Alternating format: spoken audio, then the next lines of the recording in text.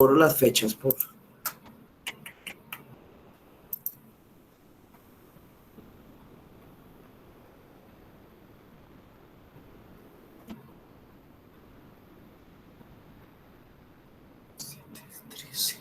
No, mentiras, al 13.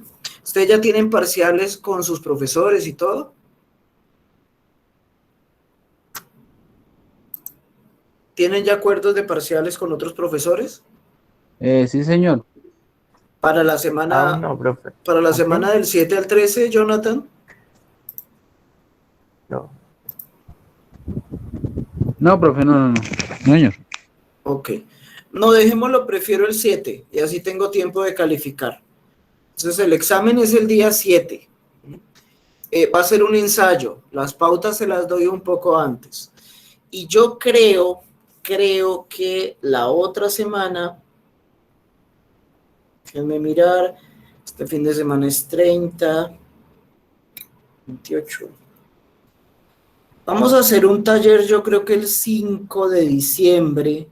El taller es voluntario, de hecho le voy a proponer a la profe Catherine que lo hagamos abierto sobre cómo hacer un ensayo, sobre pautas para hacer un ensayo. No tiene nada que ver con la materia, no es clase de recuperación, es para los que quieran ir. Este sábado no puedo porque estoy en un diplomado, pero puede ser el sábado próximo y hacemos un taller sobre pautas para trabajar el ensayo. Me preocupa algo del ensayo y voy a ser claro con ello. Me preocupa, ya no los voy a regañar más, ya los regañé la semana pasada. Me preocupa que van muy bajitos de nota y como se los dije en la primera clase y se los reitero en la del día de hoy, lo que más exijo es la originalidad del trabajo, donde yo vea que hay copia y que no fue citada. Muchos de ustedes por eso tienen en cero las preguntas abiertas, por ejemplo, que las encontré en otra parte, así que ya saben que respuesta tenían. Obviamente no había cita, no había nada. Entonces, si en el ensayo pasa lo mismo, pues creo que el otro semestre nos vamos a ver con muchos en esta materia y si es virtual vamos a tener por lo menos el doble conectados. Eso sin hablar del trabajo de historia de las ideas políticas, que recuerden que tienen plazo para enviarlo hasta mañana y todavía faltan alrededor de unos 10 por enviar esa primera parte del trabajo, pero hoy no los voy a regañar por la otra materia. Pero las clases que vienen, las 3 clases que nos quedan, si ya no hay más festivos, las 3 clases que nos quedan son vitales para el desarrollo del curso. Adicional a lo anterior, creo que vamos a tener que hacer el examen, porque así lo establece el calendario, el examen de Historia de las Ideas Políticas, que es un foro participativo en festivo, porque a no ser que podamos hacerlo 8 días después, pero déjenme lo converso con la profe Catherine. Si puedo hacerlo el día 15, podríamos hacerlo el martes 15, pero es tarde para ustedes, me da pena con ustedes. Si no, nos toca el 8, sacrificar el festivo de la Inmaculada Concepción y hacer el examen ahí. Entonces, esas eran las advertencias. Las clases que vienen son fundamentales para eso, sobre todo la que vamos a mencionar, a la que vamos a trabajar hoy, que va a ser breve. Me adelanté ya en el atraso que tenía de una clase con el festivo pasado que tuvieron. Dentro de 8 días tenemos un tema más bien largo e interesante, en mi opinión, así que quiero que lo veamos con un poco más de detalle y no dejar el tema cortado. Así que lo que voy a hacer es recoger un temita que me quedó por fuera y que quiero que abordemos el día de hoy. Y son los fines del Estado. Ese es el tema del día de hoy, los fines del Estado. Y digo que es una clase relativamente corta, relativamente de englobe, porque lo que hago en esta clase es cerrar lo que vimos en primer y segundo corte. En primer corte nos preguntábamos para qué es el Estado y de cierta manera nos preguntamos por qué es el Estado. Y en la segunda, lo que abordamos a lo largo de ese segundo corte es cómo funciona el Estado. Así que la clase de hoy, que en realidad es el cierre, digamos, de esta gran primera parte, de este 60-70% de la materia, la clase que vamos a abordar hoy es cuáles son los fines a partir de las 2 preguntas que ya nos hicimos. ¿Para qué existe el Estado? Y cómo funciona ese Estado. Porque la siguiente pregunta es crucial, sobre todo en los estados occidentales, o en la mayoría de estados, esto lo vamos a terminar de ver en Ideas Políticas, pero en 1991, cuando se disolvió la Unión de Repúblicas Socialistas Soviéticas, la URSS, hubo un proceso casi que universal de la democratización de los estados. Mejor dicho, de Rusia para acá, quedamos con muy poquitas autocracias, un par de dictaduras africanas, el caso cubano, la Santa Sede, y un par de monarquías con amplitud en su decisión, como por ejemplo Mónaco. Pero en realidad, la mayoría de estados que alguna vez conformaron la Unión de Repúblicas Socialistas Soviéticas se democratizaron. Por eso, digamos que esto que voy a explicar hoy tendría que ser revalorado para los estados que no son democráticos, para las autocracias, para las dictaduras, de ellas vamos a hablar en 8 días. Pero como la mayoría del mundo optó por vías democráticas, aquí es importante lo que voy a decir. Las funciones del Estado y digamos que se derivan de la finalística del Estado, de la teleología del Estado, telos es fines en griego. Esa teleología del Estado deviene de la idea que yo tengo del Estado. Y esta clase me parece interesante haberla combinado con el test político que ustedes, la mayoría ya hizo y la minoría espero que haga para mañana, para la otra clase. Porque en realidad los fines que yo le impongo al Estado tienen una directa relación con la forma en la que yo creo debe funcionar el Estado. Y cuando digo yo creo, me refiero a las mayorías, porque como ya vimos en la otra materia, la democracia, entendida como el gobierno de las mayorías, con respeto a las minorías, pues es la manera de diseñar el mundo que hoy tenemos. Es decir, en las urnas se define un modelo de país. Por eso es tan importante, que eso lo va a profundizar el profesor de Derecho Constitucional General el próximo semestre, es tan importante el voto programático. ¿Qué significa el voto programático? Cuando la democracia se refundó, se refundó después de la Revolución Francesa, no existían propuestas de gobierno. Obviamente habían unos principios que ya abordamos, la tridivisión de poderes, la democracia representativa, la libertad de mercado, la idea de que algunos derechos que llamamos de segunda generación, la salud, la educación, la vivienda, no eran problemas del Estado, eran problemas de ahora me olvidé el nombre, de la filantropía, de la caridad, de la solidaridad interciudadana, pero no era un problema del Estado. Pero no habían propuestas. En el siglo XX se desarrolla la idea del voto programático. Yo voto por una concepción programática. Por eso es tan importante que ante las elecciones uno conozca las propuestas que tiene un candidato. Lo ideal es que los que llenaron el test político y vieron en qué parte del plano cartesiano se ubicaban, pues lo ideal es que usted vote por una persona que represente esa ideología.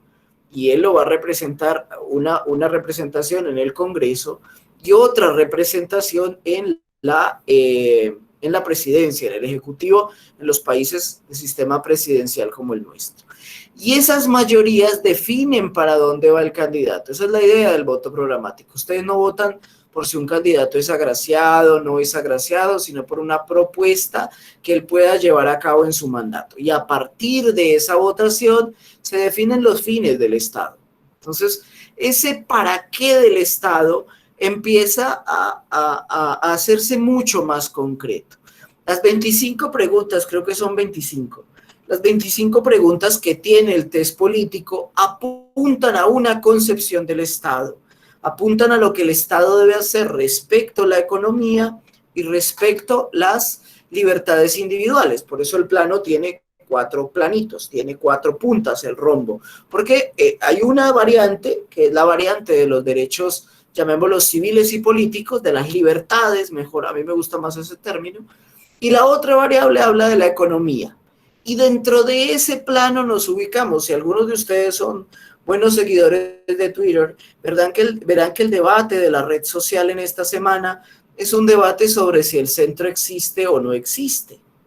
Pues en el diagrama de Nolan que ustedes diligenciaron, evidentemente existe. Evidentemente allí lo ven. Los que no lo han hecho se van a dar cuenta mañana, no están perdiéndose de mayor cosa.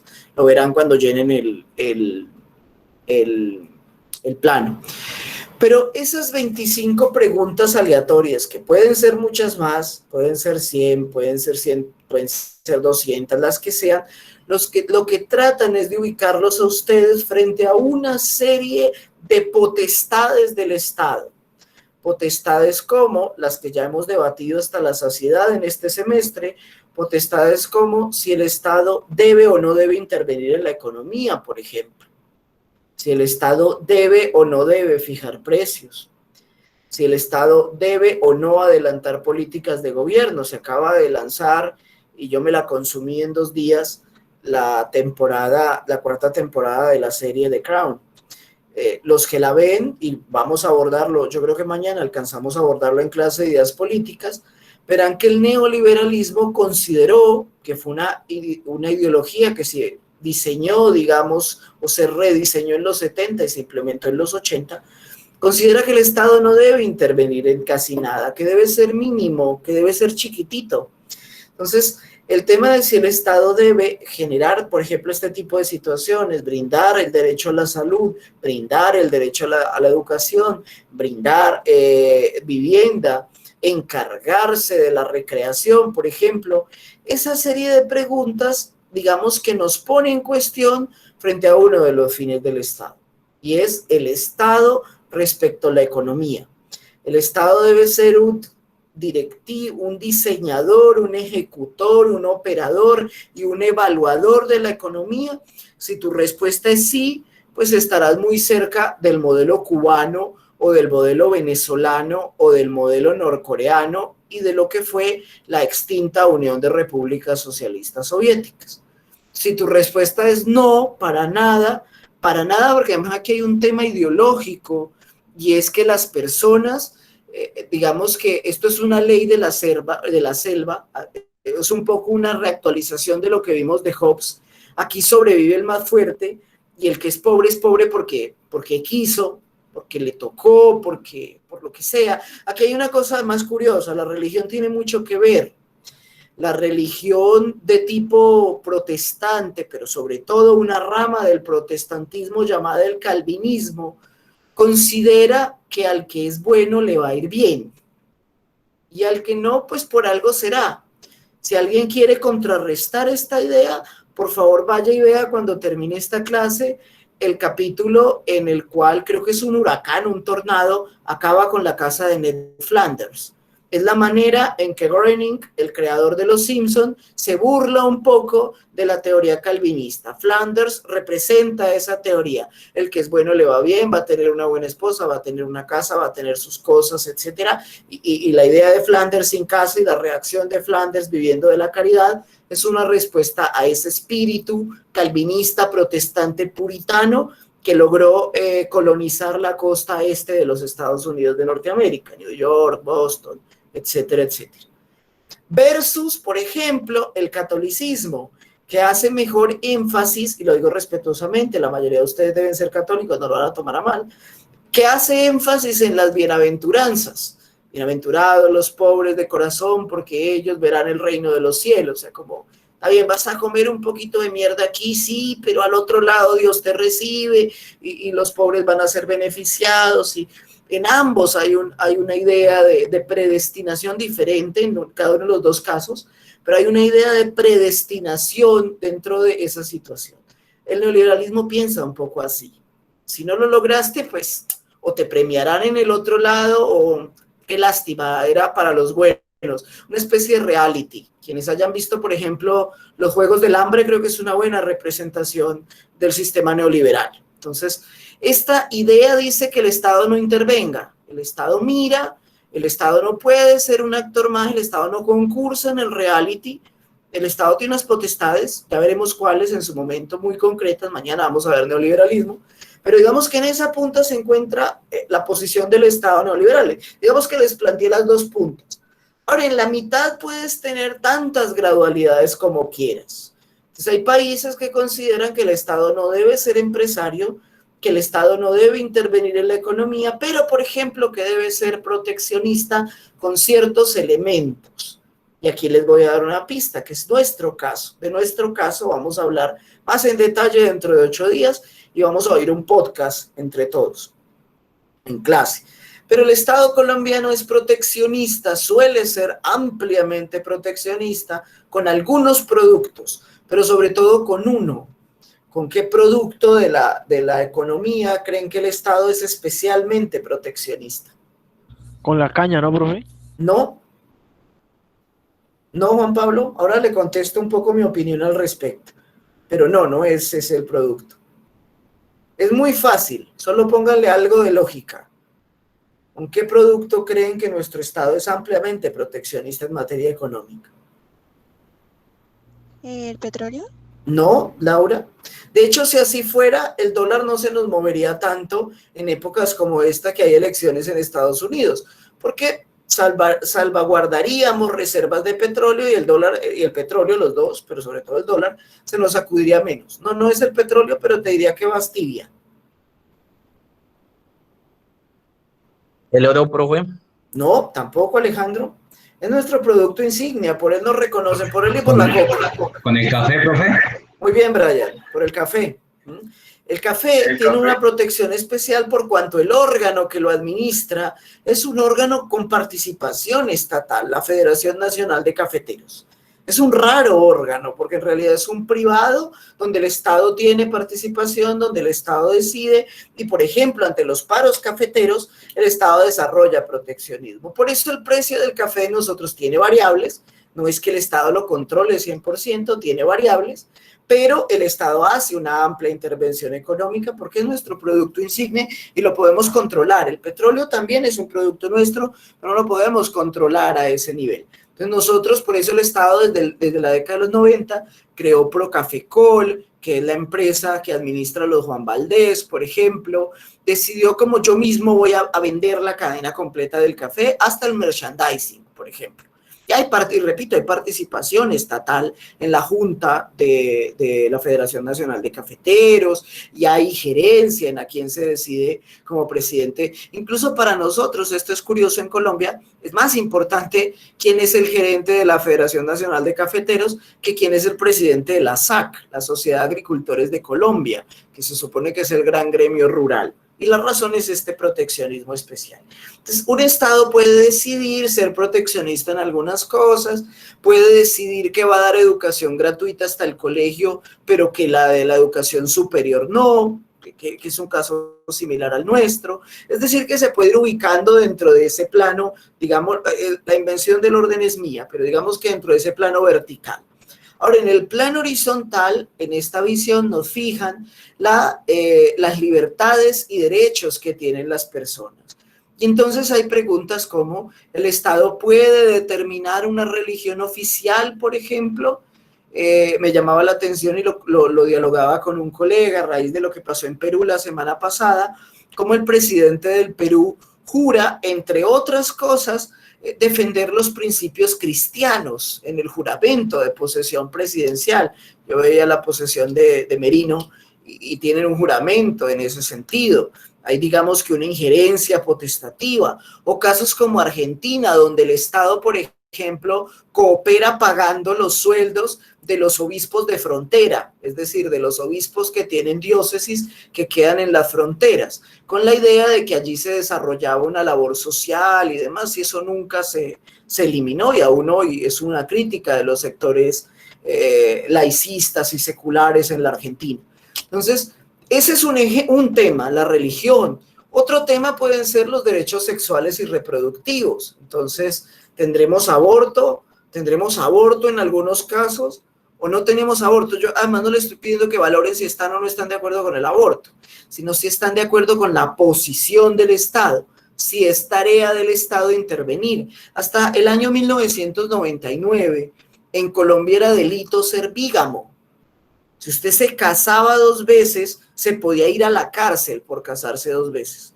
El Código Penal del año 2000 acabó con la bigamia ya no es un delito. ¿Por qué? Porque no es situación del Estado meterse en las cobijas de ustedes. Entonces, el Estado regula la sociedad, eso lo van a ver el próximo semestre, si les va bien. El Estado regula la sociedad conyugal, regula cuál sociedad es anterior, cuál es posterior, a quién le corresponde, a quién no, pero no es problema del Estado si usted se casa varias veces, no se tiene por qué meter en sus cobijas. O la identidad sexual. Las penalizaciones por ser homosexual terminaron aún hace muy poco, 30, 35 años, en países como Inglaterra y España, donde durante todo el franquismo la orientación sexual era un delito en el Código Penal y había, digamos que, penas por parte del Estado. La siguiente gran pregunta es esa, ¿no? ¿El Estado debe intervenir en la vida privada de las personas? ¿Hasta aquí? ¿Hasta dónde lo determina? Hay unos mínimos. Esto lo van a tener muy en cuenta el próximo semestre cuando ustedes vean derecho civil y vean que, por ejemplo, los estados, desde el Código Civil napoleónico, desde 1815, en Colombia no tanto, en Colombia desde 1936, el Estado administra el registro civil de las personas. O sea, el Estado es el que sabe dónde nació usted, en qué condiciones, si tiene alguna anomalía, por ejemplo, en la cédula anteriormente estaba, en qué momento se casa, qué estado civil tiene, el acta de defunción. Todos estos documentos son documentos estatales, porque, repito, tradicionalmente desde el Código Napoleónico en Francia, es el Estado el encargado de salvaguardar o mejor regular la vida de las personas desde la cuna hasta la tumba. Entonces, esos acuerdos son los que establecen los mínimos del Estado, son los que establecen las funciones del Estado. Por eso, aquí hay algo muy curioso, muy curioso. ¿Dónde puedo hallar cuáles son las funciones de un Estado? Pues las funciones de un Estado las hallo en dos momentos. Las hallo en los periodos que son hito, que son fractura, en los periodos fundacionales, y dentro de 8 días vamos a ver un caso, como son, por ejemplo, las asambleas constituyentes, los momentos en los que un Estado elabora su constitución. Miremos ahora el caso chileno, que están en plena discusión de la nueva carta política, que se va a constituir una comisión, ellos lo llaman convención constituyente, y que se va a diseñar una nueva carta política, y luego el Estado se reorienta, queramos o no, cada vez que hay elecciones, porque poquísimos estados en el mundo pueden tener una democracia participativa, directa e inmediata. A nosotros nos han pintado, y digo nos han pintado no porque sea falsa, sino porque yo, por ejemplo, no lo conozco directamente, así que voy a hablar desde lo que me han contado, que el caso más cercano es Suiza. Suiza está dividido territorialmente en algo que se llama cantones, y los cantones tienen un alto número de representantes y unas decisiones que pueden tomar en conjunto los ciudadanos de los cantones. Muy similar a lo que veíamos en la Grecia democrática de Pericles, donde el Estado, digamos que los ciudadanos se ponían de acuerdo sobre una inversión, sobre algo, pero esa ventaja no la pueden hacer la mayoría de ciudadanos. En Neiva no hay un recinto donde quepan ni siquiera el 10% de los ciudadanos, para uno pensar que las personas que voten vayan voluntariamente a un lugar, no sé, imaginémonos un estadio, y les den un control especial y decidan algo sobre la vida política de Neiva. La mayoría de sociedades no puede darse el lujo de ejercer una democracia directa, participativa, inmediata todo el tiempo.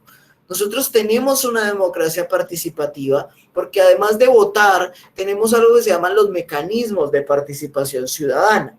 El plebiscito, el referendo, el cabildo abierto, la consulta popular, pero no es que eso haya todo el tiempo. De hecho, yo en mi vida he visto un referendo, creo, el del año 2004, que lo impulsó Uribe, y un plebiscito. Mentiras, 2 referendos, el referendo anticorrupción que impulsó el Partido Verde, y un plebiscito, el plebiscito del 2 de octubre de 2016, para ratificar los acuerdos. No he visto más. Y si mi memoria no me falla, el plebiscito anterior en nuestro país fue el plebiscito del 57, que digamos que le puso broche de oro a la dictadura de Rojas Pinilla y que estableció el Frente Nacional y que permitió que las mujeres votaran, por ejemplo. Pero no hemos tenido muchos más.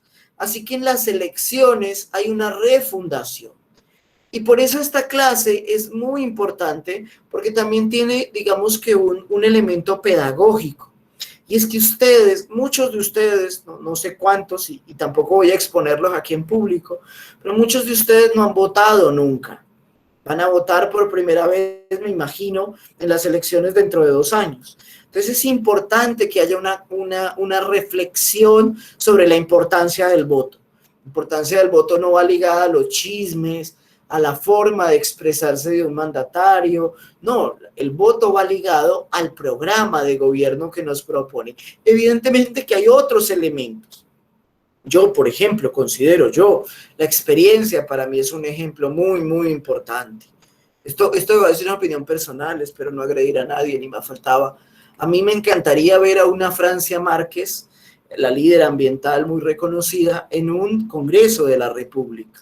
Creo que es muy importante, pero me daría un poco de temor verla en una presidencia de la República, por su falta de experiencia, no por otra cosa. El reconocimiento ambiental es algo que admiro de Francia. Entonces podemos tener otros elementos que voluntariamente como ciudadanos elijamos. Puede ser para nosotros importante, por ejemplo, que no haya tenido escándalos de corrupción, pero otro dirá, a mí eso no me importa porque la justicia en este país está en función de los poderosos y les abren investigaciones a los otros. Entonces eso es, digamos que es una justicia utilitaria, a mí no me importa. Es respetable, yo no quiero ni me faltaba adoctrinar a nadie, pero los fines del Estado en las democracias, y repito, desde 1991 la mayoría de nuestros estados lo son, es importante que esa revaloración democrática vaya de la mano, esa finalística del Estado, vaya de la mano de lo que yo como votante creo y quiero para el Estado. Digamos que hay 2 momentos, unos más estructurales que tienen que ver con los procesos constitucionales, y lo vamos a ver dentro de 8 días en Teoría del Estado, que les dije que la idea es hacer una clase un poco más larguita, y además dentro de 8 días sí nos vemos a las 8, hago esa propaganda. Y la segunda tarea es cuando hay elecciones. Las elecciones presidenciales y legislativas nos dan una orientación importante en torno a qué debe o qué no debe hacer el Estado. Así que la mínima tarea que tenemos es la de leer, explorar y entender las propuestas de gobierno que tengan los diversos candidatos en cada uno de sus programas. Ahora, ¿dónde se establece eso? Eso lo van a ver en detalle ya el otro semestre en la otra materia, pero lo vemos en la primera parte de la Constitución. El artículo primero nos da los fundamentos de lo que es Colombia. Colombia es un Estado social de derecho centralizado con descentralización administrativa. Entonces tenemos una serie, digamos, de características que le son propias. Luego en el título 13, que he hablado mucho de él, tenemos el régimen económico. Y ahí podemos ver si el Estado debe o no debe intervenir, si tenemos una banca autónoma o no. Esto es muy importante, muy importante. Colombia tiene desde el año 95, una de las economías más sólidas de toda la región. Ojo, no estoy diciendo de las mejores, estoy diciendo de las más sólidas, de las que menos se mueven. Y eso ya es positivo, aunque no lo crean. Tenemos una economía muy sólida, entre otras cosas, porque el organismo rector de esa economía es la Junta Directiva del Banco de la República. Y la Junta Directiva del Banco de la República, el banco es un ente autónomo, y la Junta toma decisiones autónomas. ¿Por qué? Porque los miembros de la Junta tienen un periodo que dobla el periodo del presidente de la República. Aunque el presidente nombre a los miembros de la Junta, nunca va a poder tener mayorías. Entonces eso permite que los miembros de la Junta, que además por tradición han sido economistas, muy independientes, demás, pues generen una independencia del gobierno. En países como Venezuela, Argentina, esto no ocurre. El Banco de la República no es un ente autónomo. El Banco de la República es como un ministerio y el gerente del Banco de la República es nombrado por el presidente y lo puede quitar cuando quiera. Eso significa que, por ejemplo, ante una crisis económica, el presidente diga, esto lo deben haber visto ya en economía, imprimamos billetes. Imprimir billetes parece una salida fácil a una crisis económica, pero lo que ocurre es que automáticamente al tener más liquidez circulante, más dinero en las calles, va a haber inflación, porque los locales, los diferentes, digamos, negocios nos van a subir los precios y automáticamente vamos a entrar en una ola inflacionaria, que es lo que ocurre, por ejemplo, en los dos países que mencioné, en Argentina y en Venezuela. Aquí hemos tenido una autonomía respecto de esas autonomías, se la debemos a la Constitución de 1991, que en ese momento atravesábamos además los prolegómenos de una amplia inflación que duraría hasta el 95, 96.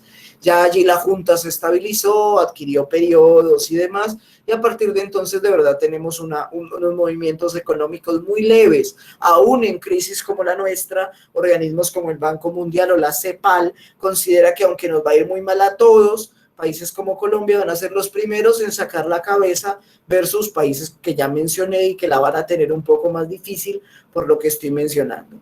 ¿De dónde parte eso? De los fines del Estado. ¿Para qué? Es preguntarnos cuáles son los objetivos del Estado.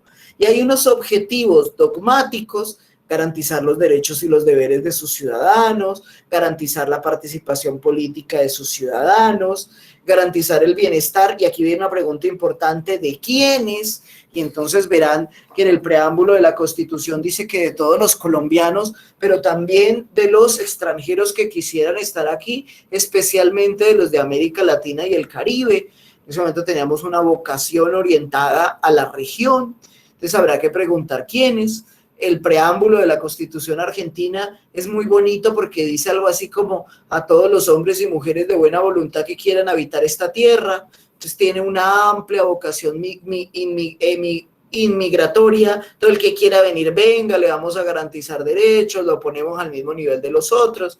Por eso conocemos mucha gente que se va. Yo viví 2 años en Argentina y le estoy muy agradecido a un Estado que por tradición desde 1880 abre las puertas permanentemente, etcétera, etcétera. Hay una pregunta: ¿hacia quién se garantizan esos derechos?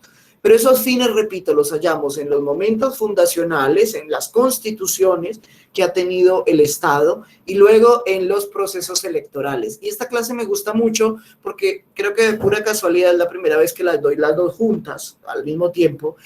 Se nos juntan, están ustedes llenando un test político, están haciendo un posicionamiento ideológico y ello tiene mucho que ver con los fines del Estado. Y ese es, digamos, que es el segundo ejercicio, de eso ya hablaremos mañana cuando hablemos de la segunda parte del examen de historia de las ideas políticas.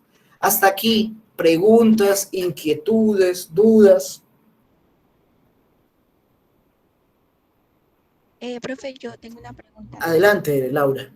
Pues así como, pues según lo que he entendido hasta el momento, entiendo que los fines del Estado dependen entonces del sistema de gobierno. Más allá, ojo, no así, Laura. Dentro de 8 días vamos a ver, cuando acabemos este tema, vamos a ver Estado central, Estado federal y Estado unitario. Luego veremos sistema presidencial y sistema parlamentario. Allí lo que vamos a ver es cómo operan los acuerdos, o sea, de qué forma hago operativo el pacto que estoy mencionando, pero no depende del sistema político. El sistema político, repito, es la forma de operar. En realidad depende de los acuerdos que establezca quien ostente la soberanía. En las democracias lo ostenta el elemento humano, bien sea la nación, bien sea el pueblo. Entonces, los fines del Estado, para responder tu pregunta, los fines del Estado dependen de los acuerdos que hagan quienes ostentan la soberanía. Ellos hacen unos acuerdos en los momentos fundacionales, cuando hacen la Constitución, y luego los renuevan en los procesos electorales periódicamente. Es una renovación progresiva. ¿A través de qué mecanismos lo hacen? Por ejemplo, a través del sistema político. El sistema político no es ni un factor de correlación, no depende de él, tampoco en sí mismo es el eje de los fines del Estado, pero sí es una de las herramientas más importantes para que opere esos acuerdos, que son los que fundamentan la finalística del Estado. ¿Sí te quedó claro, Laura? Sí, profe, gracias. Vale. ¿Alguna otra pregunta? ¿Dudas, inquietudes, observaciones, ideas refutadas? ¿Todo muy bien?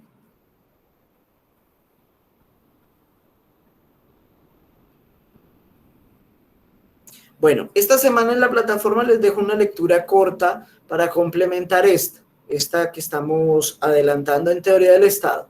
Les voy a dejar lectura, pero no les voy a dejar actividad esta semana. Después les pongo actividad.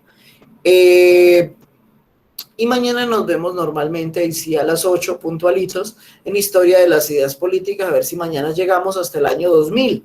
Y con eso no nos quedaría faltando sino 2 clases y terminaríamos la materia de los martes. ¿Listos? Vale, profe. O sea, Bueno, entonces que tengan un buen resto de noche. Cualquier duda, aquí me quedo. Los que llegaron tarde después de llamado de lista se quedan para que les quite la falla. Creo que vi 2 entrar. Y por favor, no se hagan tirar la otra materia. Los que faltan por hacer el test político, háganlo, que es súper fácil. Para poder yo adelantar mañana espero dejarles la segunda parte de la nota del tercer corte, que diría yo que es la más larga y que equivale al 30% de la nota del corte. El test equivale al 20%, así que es súper fácil. Gánense ese 20% súper fácil. Que tengan un buen resto de semana, muchachos, que les va muy bien. Hasta luego. Gracias. Profe. Bueno, profe, Bueno. Gracias, Chao, profe. Chao. chicos. Chao, Andrea. feliz Laura. noche. Feliz noche. Vale, Chao, profe, Laura. gracias. Bueno, María de los Ángeles. Gracias, profe. Chao. Chao, Kevin. Suerte. profe, yo llegué tarde. Ah, sí, Juan Sebastián.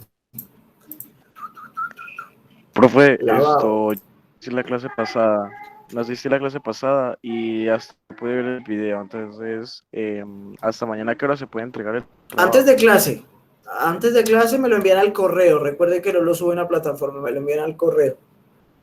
Vale, profe, entonces, ok, vale, profe. Gracias. ¿Listo? Bueno, Sebastián, que estés bien. Profe, sinceramente, respecto a ustedes, a mí me dejó mucho que desear, sinceramente. O sea, ¿No yo estuvo me de esperaba acuerdo? la respuesta. No, sí. Ajá. La respuesta era la que me esperaba. Solo que hubo muchas preguntas Que que admitiría más opciones. sí, y que yo no estaba de acuerdo con la Postulado. respuesta que yo di. No, Ok. con la respuesta que yo di. Yo Ok. escogí la menos mala. Ok, lo Y entiendo. ahorita, o sea, fuera de broma, pues como a mí, yo me esperaba medio centro, pero centro, casi que centro. Después, Estuvo, dentro de 8 días analizamos los resultados, pero suele pasar con tendencia en la población más joven. Es curioso. O sea, mientras más edad tienen, más se van dispersando hacia las puntas. ok. Vale, profe. Gracias. Bueno, Juan Que pase Sebastián, que estés muy bien. Chao. buen descanso, profe. Chao. Bueno.